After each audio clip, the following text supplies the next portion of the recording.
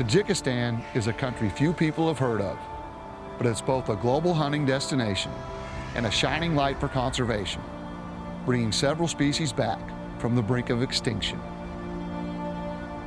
Home to some of the most remarkable of the Asian mountain species, populations of wildlife saw dramatic declines in the 80s and early 90s with the collapse of the USSR.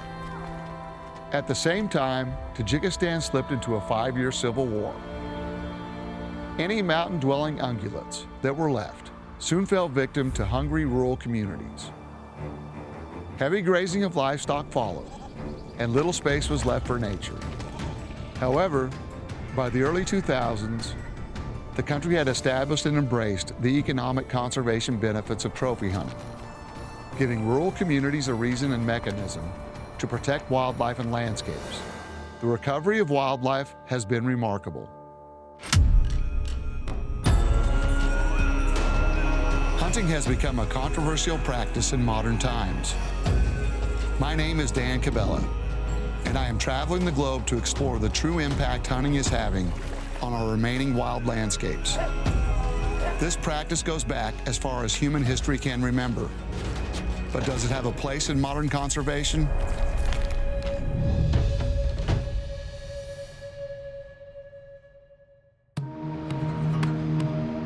My journey from the U.S. to Tajikistan is long, but wherever in the world you are traveling from, everyone starts their Tajik adventure at the international airport in Dushanbe. Ours is no different. Got our bags. Now we're driving out of town, heading to camp. Stop and get some coffee. It is, I think, about 3 a.m. at this point, so this is getting closer to when I get out of bed versus staying up, so we'll make it happen one way or the other. I am met by the Tajikistan Nature Director, Mirzo Mirzoev, who is joining me for the duration of my stay. We make the drive together through the early morning to our base camp in the mountains. Despite being weary from travel, I am quickly introduced to my hunting outfitter Anson Osby and guide Giosedin Hamzaev, who waste no time in showing me the lay of the land and the plan for my stay. Another bigger line is actually a river, and most of the urial is right now down near the river. I am keen to understand how community-based conservation through hunting has helped species recovery, and the best place to start is in the mountains. As we finish breakfast, the sun begins to rise, and we prepare our kits ready for a day of hunting. We've arrived at camp up here on top. Pretty beautiful spot, actually. Haven't been to bed yet. Kind of drove from the airport out here about 4 hours. They've located some sheep yesterday. They think they might be in the same area, so we've elected to go hunt instead of go sleep, and so we're off.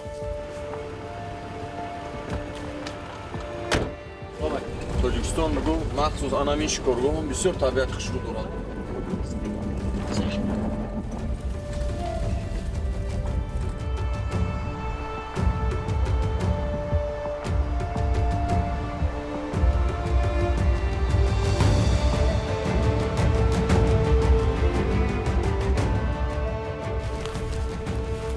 It didn't take me long to realize the terrain was going to be a challenge, made all the more difficult with the high altitude.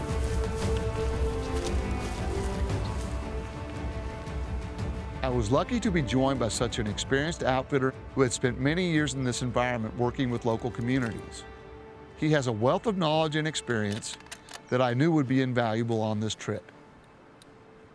I've always hunted in Norway as a young guy and had this interest what is east of us. No, this area is very unique. I haven't seen anything like this in Russia or other places in Asia. You know, it's a really interesting place for me. That's why I'm doing it, just because of the passion. This is one of the most difficult sheep hunts that I have taken part in. It will be a lot of climbing, steep area, not easy sheep hunt.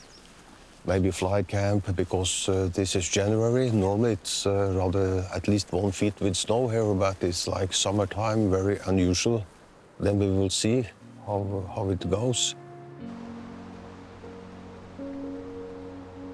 When they start to protect this area, it was 28 euros left, and now it's estimated approximately 450 after 8-10 years of conservation. And every year we can take two euros out of this area. Maybe we could take more, but 2 permits are given so far. I was only beginning to scratch the surface of the conservation benefits of the hunting model here in Tajikistan.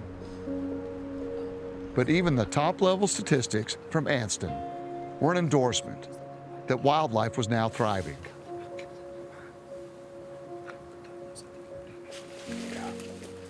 Looks like it's getting close to time to call it. We may check those rams again that we tried to locate this morning to see if those guys have seen anything. But yeah, first day, kind of trying to get used to the altitude. I haven't been up this high in a while. Got on a horse for a little bit, which is fairly unusual for me and a little bit uncomfortable. But yeah, I may be on one for a while tomorrow, so hopefully that broke the ice a little bit. Looking forward to what tomorrow brings.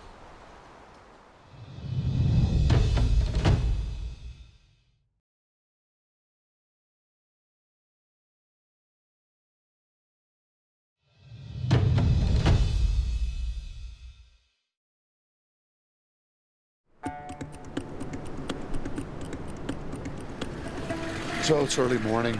Looks like it's going to be another nice day here. I think we're going to head out. We've got some scouts out looking now. Probably head out to start the day in a similar area to where we were yesterday. And if we don't find anything, we may go up and spike out in another area and spend a couple days up on top.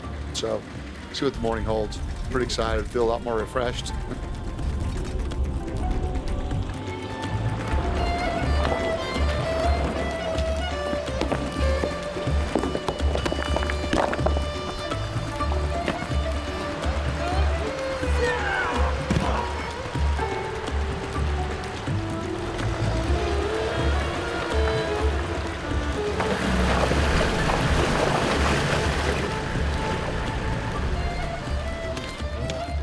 So it doesn't sound like they've seen anything this morning, so it sounds like we'll be getting on the horses and heading up. What is the horse's name? The horse's name? No me ask Che. Oh, Rush. Rush, like fast. No, not Rush like fast. Well, there's a very famous Persian. It's like a legend. So there is a Persian hero. His name is Rustam. So Rustam's horse is named Raksh. Okay. Raksh is the strongest and fastest horse, out there in the world. So I was afraid of that. no, this horse is a good one. This landscape is not for the faint of heart. And as we pushed on to our first location on the second day in the mountains, even our road journey required considerable physical effort. Swapping 4 wheels for 4 legs is something I am far less comfortable with, but a welcome support at this elevation.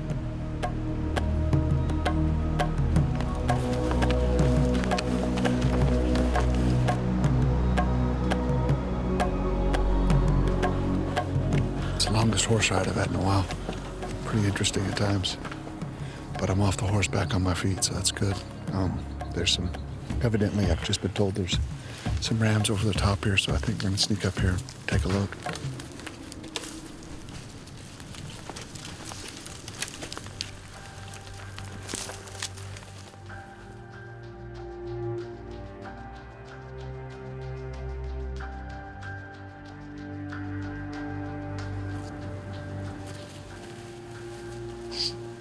It was some use. He saw them. It was a group of 6-7 animals.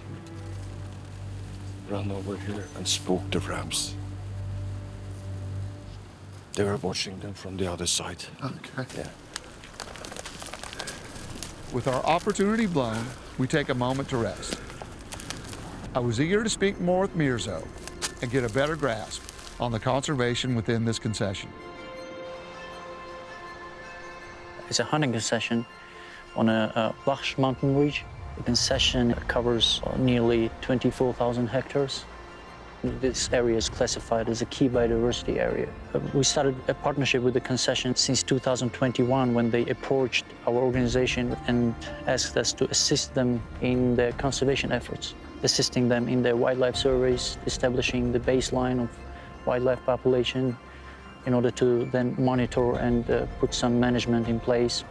There are communities which are living very close to this concession, and historically they were the ones who used the natural resources here. So we had to compensate that for the local communities who had the feeling and the sense of ownership of this place. So we helped them understand with different trainings, workshops. We helped the concession to help these communities with sustainable livelihood opportunities that include, for example, the beekeeping, also some job placements in the concession.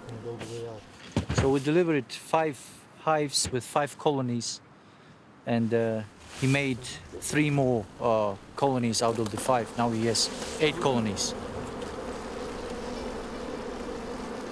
The money that comes from this hunting, it keeps the jobs in place. It helps the concession to keep helping the communities with this livelihood. There is this wild pear tree which is endangered. Very little places left in Tajikistan where you can find them. We are collecting the seeds with school children. We are trying to propagate the regeneration of these wild pear trees. Other things that we do here is education program with local schools, putting up an educational program for school children. We've established nature clubs in those schools, and we are trying to educate children from their childhood about the importance of conserving the nature, conserving the wildlife, and the connections with the wildlife and the different other organisms in these ecosystems.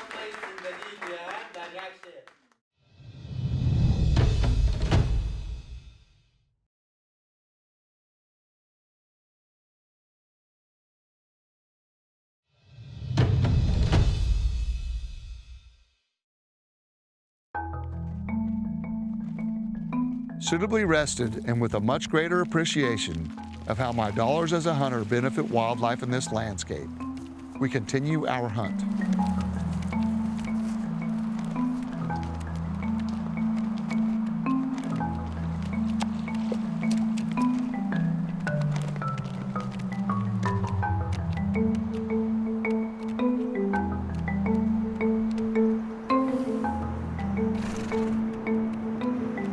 Well, that was a big day for sure.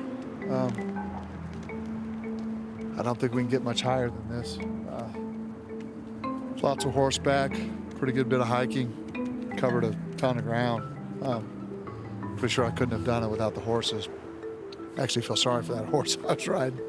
But we're up high now. It's been warm. Most of the animals are up high, so hopefully in the morning, we can spot some rams or maybe even a billy ibex and kick this thing off.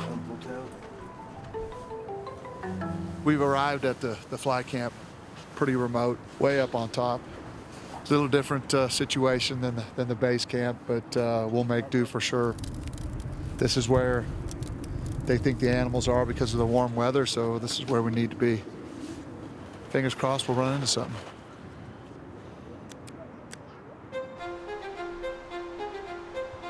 As dawn breaks on our fly camp, we waste no time trying to locate Uriel in the morning light.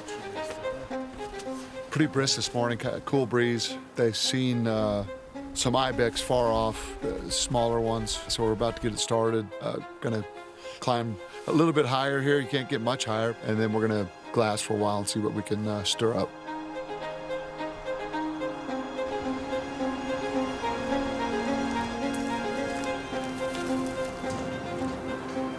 With each step, the ground gets steeper. our footing's more precarious. It is a constant evaluation between risk and reward, and the safety of our team must always come first.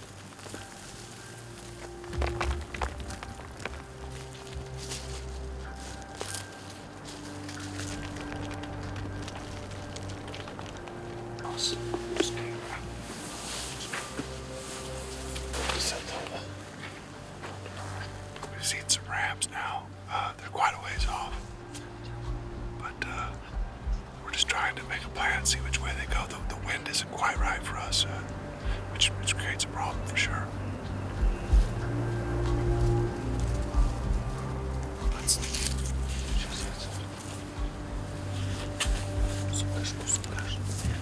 You see that the pine tree over there? Yeah. They are down that ridge. They're down on that ridge. But I think it's too dangerous. Yeah.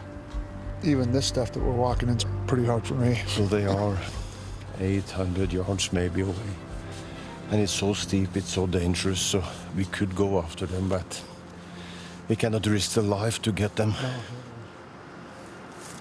No, he suggests us to go back, go down to the creek, take the horses, and try that group that we were hunting on yesterday. They are still there. You know, back and forth, but it's sheep hunting. Sure.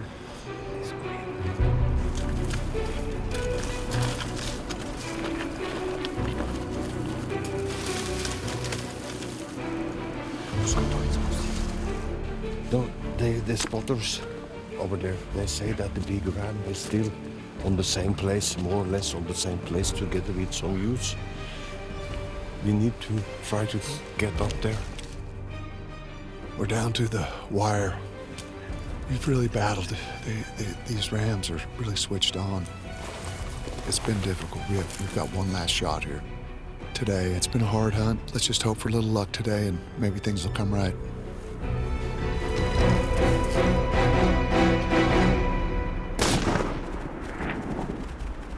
Something's wrong. Something's loose. Look, no clicks.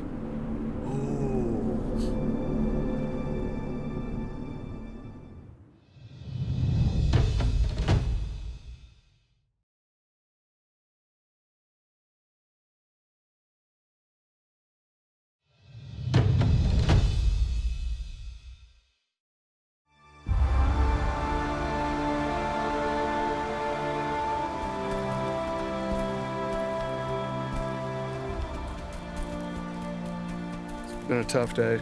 We've worked very hard. We found a big ram. I think it may have even been the world record. And I'm not sure what has happened, but the turret on my gun is not working properly. I didn't actually notice at the time when I shot. I moved the turret to 400. I shot, it looked very low. I went back to reset the turret back to 0, and it's not clicking. Unfortunately, there's nothing really that can be done at this point. I think the hunt's over, and a little bit of an equipment failure, and sad, but I guess it's just what happened.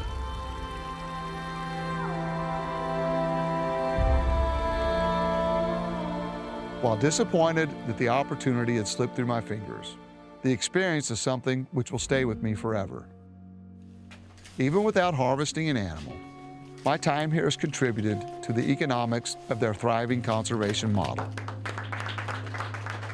This money will filter through to the game guards, the schools, the bee program, and ultimately the conservation of these wild mountainscapes, home to some of the toughest and most impressive animals on the planet.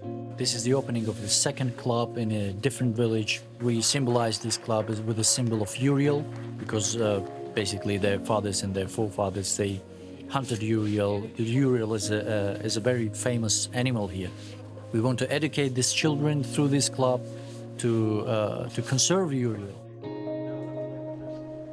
In our tradition, we prepare this meal, which we consider a king of meals, for the most respected guests. And you are our most respected guests now. This will not be the last time my feet cut tracks across these mountains, and someday soon I will return.